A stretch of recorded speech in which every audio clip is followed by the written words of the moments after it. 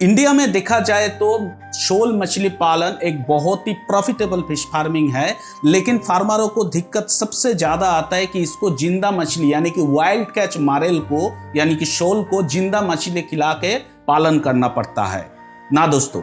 मैं आज बात करने वाले हूँ कि ये फीड कन्वर्टेड मारेल यानी कि जो मछली को शोल मछली को हम कमर्शियल फीड देके पालन कर सके उसके बारे में आज हम जानेंगे। उसके पॉन्ड प्रिपरेशन के बारे में, उसका मिक्स्ड या सिंगल कल्चर कौन में प्रॉफिटेबल होगा उसके बारे में, उसका स्टॉकिंग के बारे में, फीडिंग मैनेजमेंट के बारे में, बजट यानी कि लागत कितना होना चाहिए उसके बारे में, और प्रॉफिट एंड लॉस के बारे में, और प्रिकॉशन यानी कि पालन में क्या क्या आप प्रिकॉशन ले सकते हो इसके बारे में। तो वीडियो को स्किप मत कीजिएगा, पूरा देखिएगा। नमस्कार दोस्तों, मैं शिवाजी, वेलकम टू बांग्ला कृषि खमार। हमारा जो बिजनेस है वो है मछली के सीडों का। हम ऑल ओवर इंडिया बेसिस मछली बीज भिजवाते हैं। जो हमसे फिश सीड लेते हैं उसका फ्री में कंसल्टेंसी प्रोवाइड करते हैं थ्रू आउट कल्चर प्योर। दोस्तों, शोल मछली पालन एक बहुत ही प्रॉफिटेबल फिश फार्मिंग है, लेकिन हम लोगों का प्रॉब्लम ये आता है कि इसको छोटा छोटा मछली खिलाना पड़ता है जो वाइल्ड कैच मारेल या शोल का पालन करता है, जो जिसका पुराना तालाब है या और साथ में जिसका मान लीजिए डैम कल्चर है, उसमें तो नेचुरल छोटा छोटा मछली बहुत ही ज्यादा है, उसका दिक्कत वाली बात नहीं आता। दिक्कत वाली आता है जब हम इसको कमर्शियल तौर पे फार्मिंग करें, यानी कि जो कमर्शियल फार्मिंग अगर करना चाहते हैं थोड़ा सा डेंसिटी ज्यादा रख के, तभी इसको ज्यादा प्रॉब्लम आता है।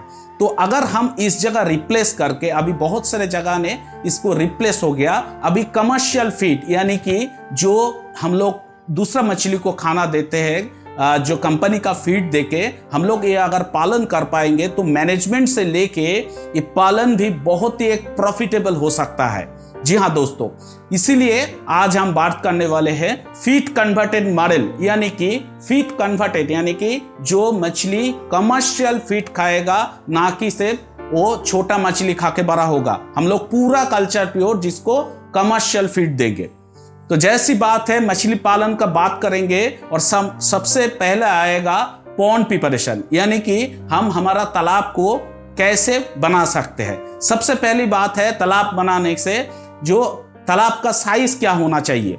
देखिए, सबसे अच्छा तरीका है थोड़ा सा छोटा तालाब लेंगे तो आपको मैनेजमेंट थोड़ा अच्छा होगा। मान लीजिए हाफ एकड़, 1 एकड़, आपके पास अगर 4, 5, 6 एकड़ का तालाब है तो उसको आप डिवाइडेड करके पालन कीजिए। इसमें मैनेजमेंट आपको पूरा हाथ में रहेगा, आपको हाथ से बाहर नहीं जाएगा।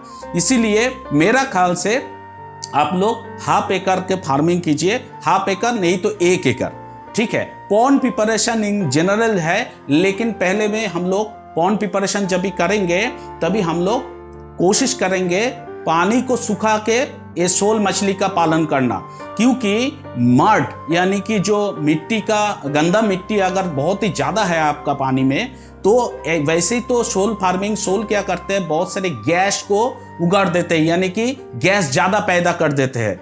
और एमोनिया अगर ज्यादा हो गया तो सबसे बड़ी शोल का दिक्कत ये आता है, ये आंखों का जो दृष्टि होता है, यानी कि ये ब्लाइंड हो जाता है। मोर्टेलिटी तो होगा ही, लेकिन पहले ब्लाइंड हो जाएगा और धीरे धीरे खाना लेना बंद कर देंगे, ठीक है, सबसे बड़ी दिक्कत। इसीलिए हमारा जो मिट्टी का जो माड होता है वो जितना कम रहे वो सबसे अच्छा है। इसीलिए पॉन्ड अगर सुखाने के बाद शोल फार्मिंग के लिए हम लोग पॉन्ड प्रिपरेशन करेंगे तो सबसे अच्छा होगा, सबसे अच्छा तरीका यही होगा।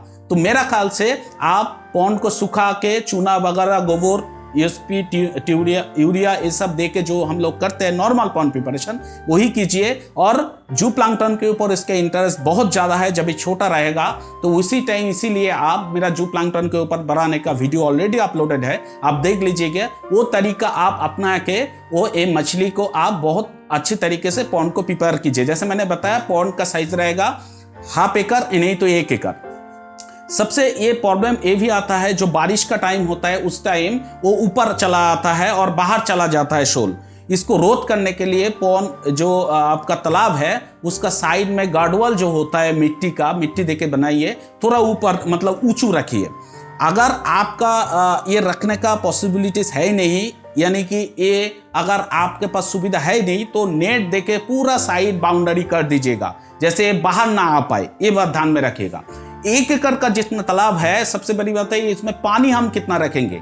1 एकड़ का तालाब में आप नॉर्मल सा 4 से 5 फीट, जी हाँ दोस्तों ध्यान से सुनिए, 4 से 5 फीट हम लोग पानी रखेंगे, और आधा एकड़ का हो तो 4 फीट आप पानी रखेंगे। 6 फीट पानी, 7 फीट पानी भी आप रख सकते हो। इसमें भी बहुत अच्छे से शोल फार्मिंग होता है, लेकिन कभी भी 4 फीट से कम नहीं जाएगा, 4 फीट के ऊपर रहेगा पानी। ये बात आप ध्यान में रखिएगा, ठीक है दोस्तों। तो ये बात ध्यान में रखते हुए हम लोग पॉन्ड का तैयारी करेंगे। अभी बात करते हैं, जैसे मैंने बताया, मिक्स्ड और सिंगल कल्चर। देखिए हाई वैल्यू फिश फार्मिंग में मैं सब टाइम प्रीफर करता हूँ इसको सिंगल कल्चर कीजिए, क्योंकि इसको प्रोटीन परसेंटेज यानी कि कमर्शियल फीड देकर हम फार्मिंग करेंगे। इसीलिए मेरा प्रेफर से आप सिंगल कल्चर कीजिए, आप मेंटेन भी कर पाएंगे, क्योंकि उसमें से आईएमसी वगैरह डालेंगे, खाना तो आपको बहुत कॉस्टिंग चला जाएगा। आईएमसी का जो भाव आपको रहेगा वो आपको जो हमारा शोल का भाव है उससे बहुत ही कम रहेगा। लेकिन कमर्शियल तौर पे जब भी हम फार्मिंग करते हैं, जब हम कमर्शियल खाना देते हैं, इन्वेस्टमेंट बहुत चला जा रहा है, लेकिन हम बेचेंगे क्या? बेचेंगे तो आईएमसी का दाम में ना, लेकिन शोल बेचेंगे उससे भी ज्यादा। इसीलिए मेरा ख्याल से आप सिंगल यानी कि सिंगल फार्मिंग में मेरा ख्याल से सबसे प्रिफरेबल है, ये मेरा मानना है। अभी बात आता है हम लोग स्टॉकिंग कितना करेंगे। जी हाँ दोस्तों, बहुत ही एक इंपॉर्टेंट मैटर है स्टॉकिंग। स्टॉकिंग के लिए मैं प्रिफर करता हूं कि आप 435 मतलब 1 डेसिमल में 435 स्क्वायर फीट, 1 डेसिमल में 435 स्क्वायर फीट, बार बार बोल रहा हूं, 1 डेसिमल में आप 150 से 200 पीसेस, जब भी आप सब शुरू करेंगे, मतलब पहले टाइम एक्सपीरियंस हो गया, नेक्स्ट साल आप 200 से 300 पीसेस 435 स्क्वायर फीट का हिसाब से, अभी आपका जो पॉन्ड का स्क्वायर फीट है वो हिसाब कर लीजिए कितना स्टॉकिंग होगा।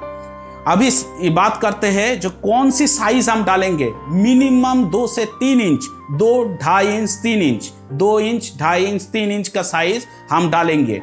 जब भी आप सीड डालेंगे, बहुत ही एक इंपॉर्टेंट चीज है, सीड डालने के टाइम अच्छी सप्लायर और हैचरी से आप ये सीड खरीद दीजिए, क्योंकि बहुत सारे ऐसे भी बिजनेस चल रहा है कि 50% आपको देंगे फीड कन्वर्टेड मॉडल और 50% देंगे जिंदा मछली खिलाने के, यानी कि वाइल्ड कैच मॉडल, दोनों मिक्स करके आपको दे दिया। तो आप देखेंगे आप फीड खिला रहे हो जो फीड खिलाने वाला मछली को, और जो छोटा छोटा मछली खाता है यानी वाइल्ड कैच, वो फीड खिलाने वाला शोल को खा रहा है, और खाते खाते ऐसे हो जाएगा जो आपका जो तालाब फिनिश हो जाएगा, प्रोडक्शन बहुत ही कम आएगा।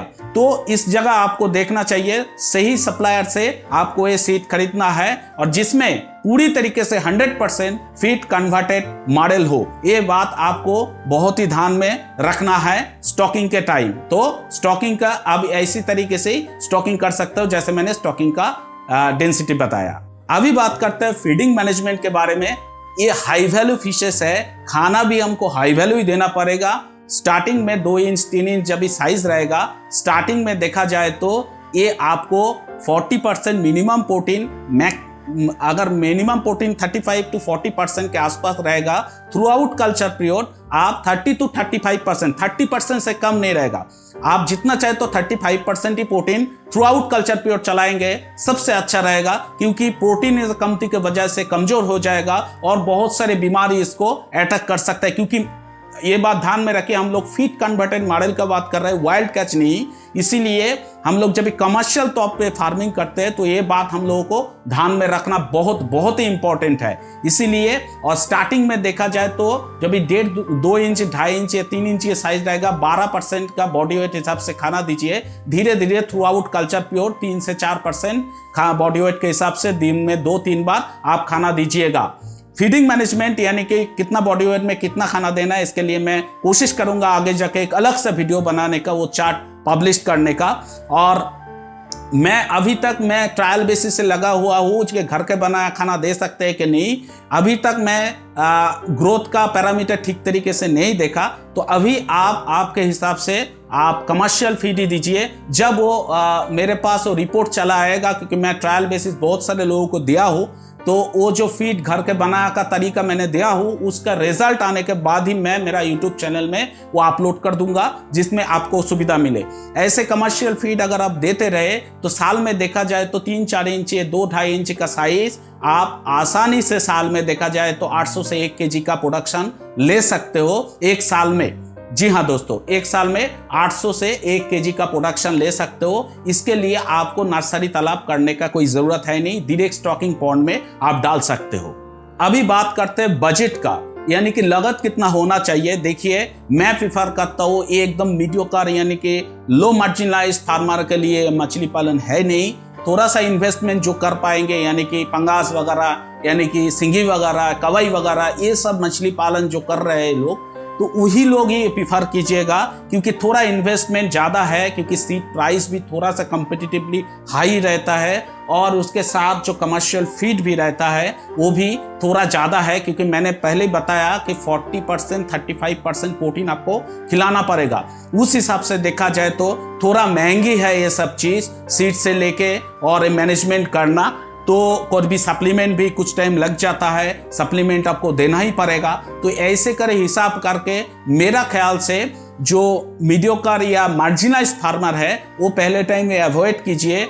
जो फार्मर ये आपको पंगास फार्मिंग या सिंगी फार्मिंग करते आ रहा है, वही फार्मर मेरा ख्याल से प्रिफर कीजिए, आपको लिए ही सबसे सुविधावान होगा। अभी बात करते हैं प्रॉफिटेबिलिटी क्या आ सकता है। देखिए दोस्तों, इसको डिपेंड करेगा सीड के ऊपर, यानी कि सीड आप कितना पैसा में खरीद रहे हो, ये डिपेंड करेगा आपको कमर्शियल फीड आपके पास कितना में मिल रहा है, और डिपेंड करेगा आपका लेबर के ऊपर। जी हाँ दोस्तों, तो इसीलिए मैं एक मोटा मोटी बता सकता हूँ कि 120 से 30 रुपया 1 केजी के आसपास खर्चा आ सकता है, मोटा मोटी मान के चलिए। मैं वेस्ट बंगाल का हिसाब का बता रहा हूँ, हो सकता है आपके पास जो सीड है वो लोकल में आपको मिल रहा है, बाहर से नहीं ले जाना पड़ेगा। तो ये सारी चीज़ भी है। कमर्शियल फीड आपको वहाँ कम कॉस्टिंग भी हो सकता है, ज़्यादा भी कॉस्टिंग हो सकता है। ये सब डिपेंड करेगा आपके ऊपर, आपका लोकल अवेलेबिलिटी के ऊपर। तो मेरा ख्याल से 120 से 150 रुपया और 350 से 400 रुपया केजी में हम आसानी से इसको बेच सकते हैं। जिस जगह 350-400 केजी का शोल मछली का डिमांड है नहीं, यानी कि 150-200 रुपया का भाव देते हैं, तो उस जगह ये फार्मिंग करने का कुछ बात ही नहीं बनता।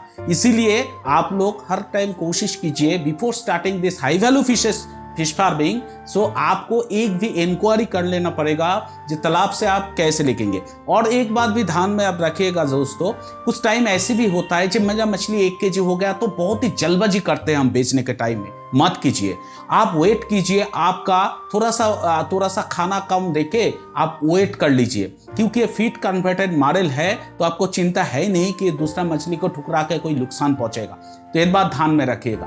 तो आप कोशिश कीजिए कि वेट करने का, और सही टाइम आने से ही आप उसको बेच डालिए। इसमें क्या होता है, अच्छा खासा थोड़ा सा दिमाग अगर आप लगा दिया तो अच्छा खासा एक मुनाफा आ सकता है हमारा, ठीक है ना। तो दोस्तों जरा से ये बात ध्यान में रखिएगा, ज्यादा जल्दबाजी मत कीजिएगा मेरा ख्याल से। तो मोटा मोटी मान के चलिए 1 साल का टोटल खर्चा वगैरह मिला के 120-30 या 150 रुपए के तो ऊपर नहीं जाना चाहिए 1 केजी होने में।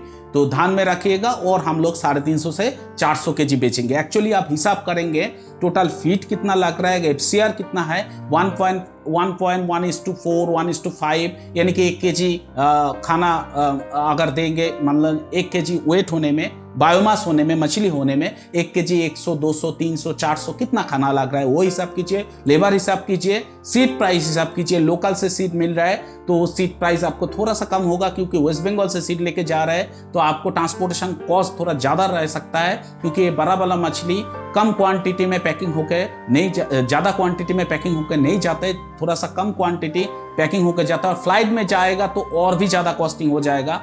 खैर आसपास को जो स्टेट है वहाँ पर तो ट्रेन से ही चला जाता है, लेकिन दूर का में आपको फ्लाइट से जाता है। तो इस हिसाब से आपको कैलकुलेट करके लेना है। तो फिर भी मैं बता रहा हूँ, अगर 150 रुपये में भी गया तो भी आपको बहुत ही प्रॉफिटेबल एक फिश फार्मिंग है।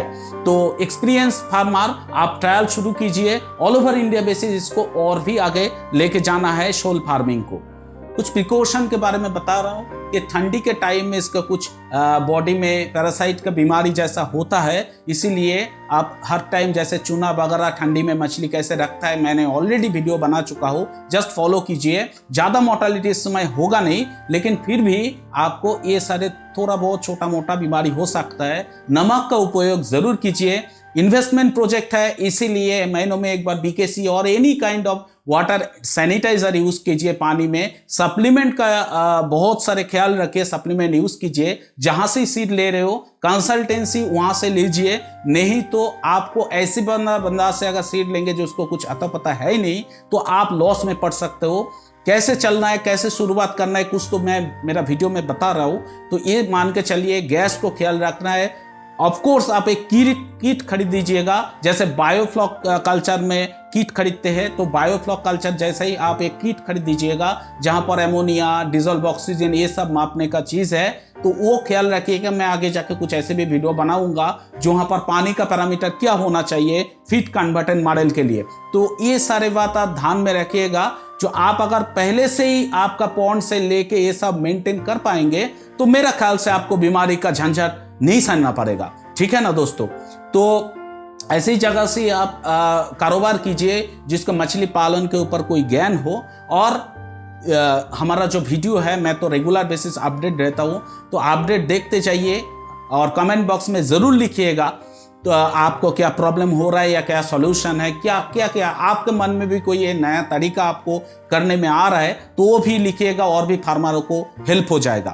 तो दोस्तों, मैं एक छोटा सा वीडियो से कुछ इंफॉर्मेशन देने का कोशिश किया।